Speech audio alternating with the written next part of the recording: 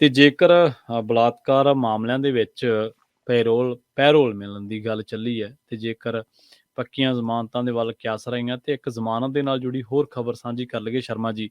Bridge Bhushan ਇਲਜ਼ਾਮ ਬੜੇ ਸੰਗੀਨ ਨੇ, ਦੋਸ਼ ਬੜੇ ਸੰਗੀਨ ਨੇ। ਕੁੜੀਆਂ ਨੂੰ ਮੁਕਾਬਲਾ ਜਿੱਤਣ ਤੋਂ ਬਾਅਦ ਕਸਰਤ ਦੇ ਬਹਾਨੇ ਕਈ ਹੋਰ ਬਹਾਨੇ ਫਿਜ਼ੀਕਲੀ ਮੋਲੈਸਟੇਸ਼ਨ ਦੇ ਦੋਸ਼ ਲੱਗੇ ਔਰ ਐਸੇ ਦੋਸ਼ ਲੱਗੇ ਕਿ ਤੁਸੀਂ ਉਹਨਾਂ ਨੂੰ ਔਨ ਕੈਮਰਾ ਪੜ੍ਹਨਾ ਤੁਹਾਡੇ ਲਈ ਬੜਾ ਔਖਾ ਹੈ, ਇਖਲਾਕੀ ਬਿਲਕੁਲ ਤੌਰ ਤੇ ਵੀ, ਬਿਲਕੁਲ ਜਜ਼ਬਾਤੀ ਤੌਰ ਤੇ ਵੀ। ਹੁਣ ਦੱਸਦੇ ਆ ਕਿ ਬ੍ਰਿਜ ਭੂਸ਼ਣ ਨੂੰ ਪੱਕੀ ਜ਼ਮਾਨਤ ਮਿਲ ਗਈ ਹੈ ਜੀ। ਪ੍ਰਵੀਨ ਜੀ, ਜਿਹੜੀ ਤੁਸੀਂ ਗੱਲ ਕਰ ਰਹੇ ਹੋ ਕਿ ਕੈਮਰੇ ਮੂਹਰੇ ਪੜ੍ਹਨਾ ਔਖਾ ਹੈ, ਜੀ ਮਤਲਬ ਜਿਹੋ ਜਿਹਾ ਕੁਛ ਉਹ ਚਾਰਜ ਸ਼ੀਟ ਦੇ ਵਿੱਚ ਦਰਜ ਕੀਤਾ ਗਿਆ ਹਾਂਜੀ ਹਾਂਜੀ ਕਿ ਬੱਚੀਆਂ ਜਿਹੜੀਆਂ ਸਾਡੀਆਂ ਪਹਿਲਵਾਨ ਬੱਚੀਆਂ ਨੇ, ਉਹ ਜਦੋਂ ਪ੍ਰੈਕਟਿਸ ਕਰਦੀਆਂ ਸੀ ਜਾਂ ਉਹਨਾਂ ਦੀ ਚੋਣ ਲਈ ਸਿਲੈਕਸ਼ਨ ਦੇ ਲਈ ਉਹਨਾਂ ਨੂੰ ਮਤਲਬ ਕਿ ਤੈਅ ਕੀਤਾ ਜਾਂਦਾ ਸੀ ਨਿਯਮਾਵਲੀ ਤਹਿਤ, ਉਸ ਸਮੇਂ ਦੌਰਾਨ ਜਾਂ ਫੋਟੋਆਂ ਖਿਚਾਉਣ ਦੇ ਦੌਰਾਨ ਹੂੰ ਜਿਹੋ ਜਿਹਾ ਛੂਹਣ ਦੀ, ਜਿਹੋ ਜਿਹਾ ਟੱਚ ਕਰਨ ਦੀ, ਜਿਸ ਤਰ੍ਹਾਂ ਦੀ ਉਹਨਾਂ ਨੂੰ ਪੀੜਤ ਕਰਨ ਦੀ ਕੋਸ਼ਿਸ਼ ਕੀਤੀ, ਤੁਸੀਂ ਸੋਚੋ ਕਿ ਆਪਾਂ ਉਹ ਸ਼ਬਦ ਕਹਿਣੋਂ ਵੀ ਝਿਜਕ ਰਹੇ ਹਾਂ, ਹੈ ਨਾ। ਬਿਲਕੁਲ ਸਹੀ। ਆਪਾਂ ਉਹ ਉਸ ਬਾਰੇ, ਵਿਸ਼ੇ ਬਾਰੇ ਖੁੱਲ ਕੇ ਬੋਲਣ ਤੋਂ ਵੀ, ਮਤਲਬ ਆਪਣਾ ਸੱਭਿਆਚਾਰ, ਆਪਣਾ ਮਤਲਬ ਭਾਸ਼ਾ ਆਪਾਂ ਨੂੰ ਇਹ ਅਧਿਕਾਰ ਨਹੀਂ ਦਿੰਦੀ ਕਿ ਆਪਾਂ ਉਸ ਬਾਰੇ ਗੱਲ ਕਰੀਏ, ਜਾਂ ਸਾਡਾ ਦਿਲ ਜ਼ਮੀਰ ਸਾਡੀ ਇਜਾਜ਼ਤ ਨਹੀਂ ਦਿੰਦੀ ਸਾਨੂੰ, ਹੈ ਨਾ, ਕਿ ਅਸੀਂ ਏਦਾਂ ਬੋਲੀਏ। ਤੇ ਤੁਸੀਂ ਇਹ ਦੇਖੋ ਕਿ ਉਸ ਦੌਰ ਦੇ ਵਿੱਚ ਉਹ ਬੱਚੀਆਂ ਦੇ ਕੀ ਬੀਤੀ ਹੋਣੀ, ਫਿਰ ਬਿਲਕੁਲ ਸਹੀ। ਉਹ ਧੀਆਂ ਨੇ ਕੀ ਹੰਢਾਇਆ ਹੋਣਾ ਉਸ ਸਮੇਂ ਉਹਨਾਂ ਦੇ ਜੀਵਨ ਤੇ। ਜੇ ਉਹ ਜਾ ਕੇ ਉਹਨੇ ਮਾਪਿਆਂ ਨੂੰ ਦੱਸੀ ਹੋਣੀ, ਮਾਪਿਆਂ ਨੂੰ ਕਿਵੇਂ ਦੱਸੀ ਹੋਣੀ, ਮਾਂ ਨੂੰ ਪਿਓ ਨੂੰ ਕੀ ਦੱਸ ਲਿਆ ਹੋਣਾ ਉਹਨਾਂ ਨੇ। ਇਹ ਆਪਣੇ ਆਪ ਚ ਮਤਲਬ ਮਹਿਸੂਸ ਕਰਕੇ ਸਾਨੂੰ ਇਹ ਆਉਂਦਾ ਤੇ ਸ਼ਰਮ ਆਉਂਦੀ ਹੈ ਮੈਨੂੰ ਕਿ ਇਹੋ ਜਿਹੀਆਂ ਸਰਕਾਰਾਂ ਤੇ ਜਿਹੜੀਆਂ ਉਹਦੇ ਪਰ ਵੀ ਸਵਾਲ ਖੜੇ ਕਰਦੇ ਤੇ ਉਹੇ ਜਿਹੇ ਅੰਨੇ ਭਗਤ ਉਹਨਾਂ ਦੇ ਹੈ ਜਿਹੜੇ ਇਸ ਮਸਲੇ ਤੇ ਵੀ ਘੱਟੋ ਘੱਟ ਇਸ ਮਸਲੇ ਤੇ ਤਾਂ ਪੁੱਛਦੇ ਆਪਣੀ ਸਰਕਾਰ ਨੂੰ ਜੀ। ਬਿਲਕੁਲ।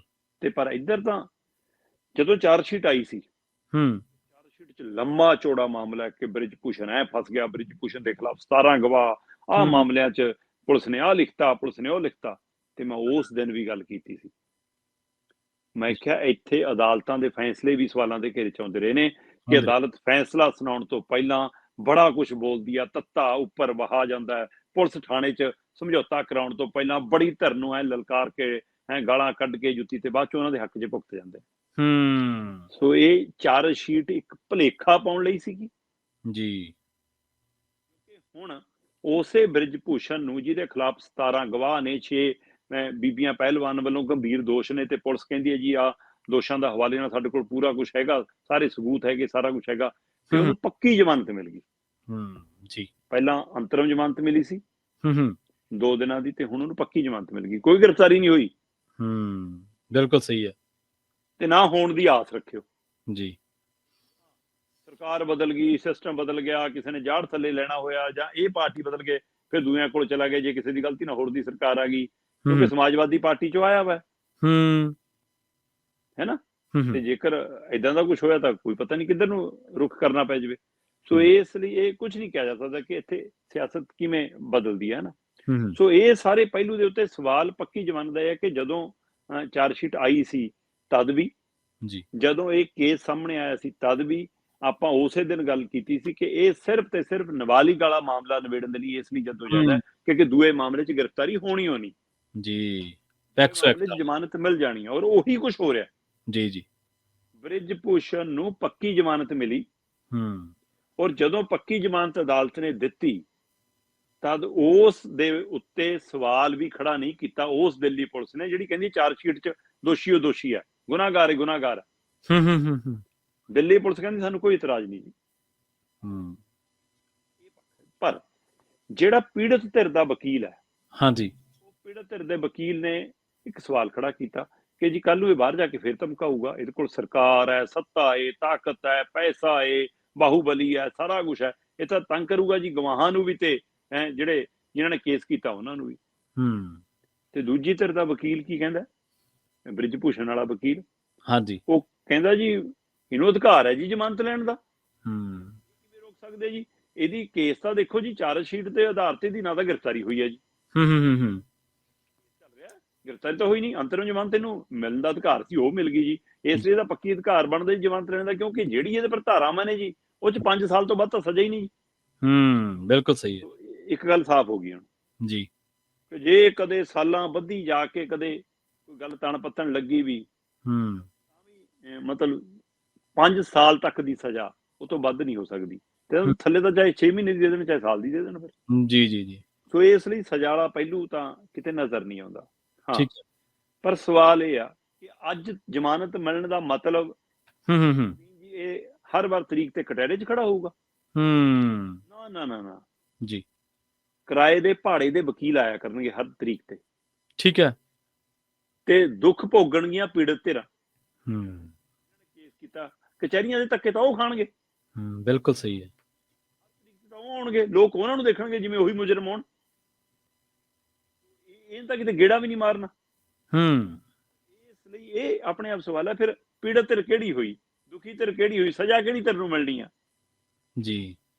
ਇਹ ਸਾਰਾ ਪਹਿਲੂ ਦਿਖਾਉਂਦਾ। ਤੇ ਹੁਣ ਅਦਾਲਤ ਨੇ ਜੀ ਸ਼ਰਤਾਂ ਦੇ ਤਹਿਤ ਜ਼ਮਾਨਤ 25-25 ਹਜ਼ਾਰ ਦੇ ਮਚੁਲਕੇ ਤੇ ਬ੍ਰਿਜ ਭੂਸ਼ਣ ਨੂੰ ਵੀ ਜ਼ਮਾਨਤ ਮਿਲ ਗਈ।